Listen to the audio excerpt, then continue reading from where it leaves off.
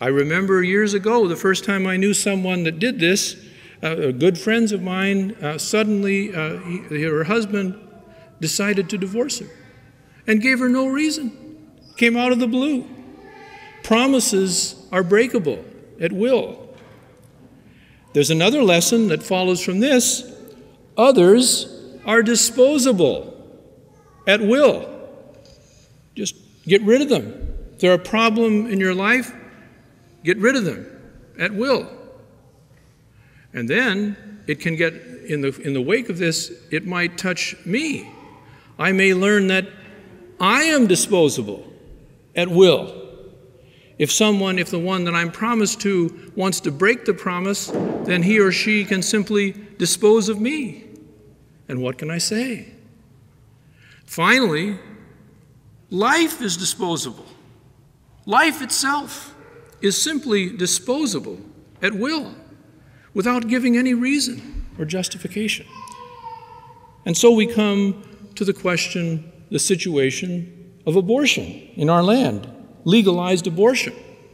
The decision to abort is the decision to deny the human dignity of the human being in the womb. The human dignity of a human being, without question. It is the refusal to accept that being's dependence on the mother.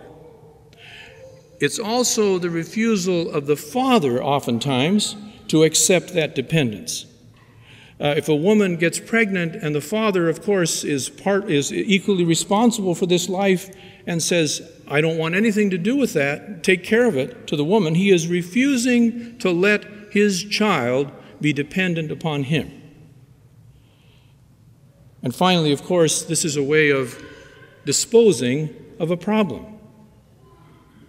We turn here in Oregon to, as we can only here and in Washington, in the whole United States, to the question of physician-assisted suicide.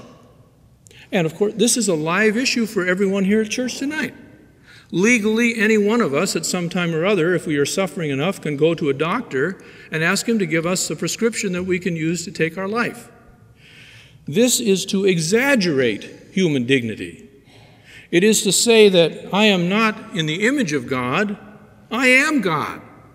I'm the author of life and death. It is also to deny and refuse my dependence on others.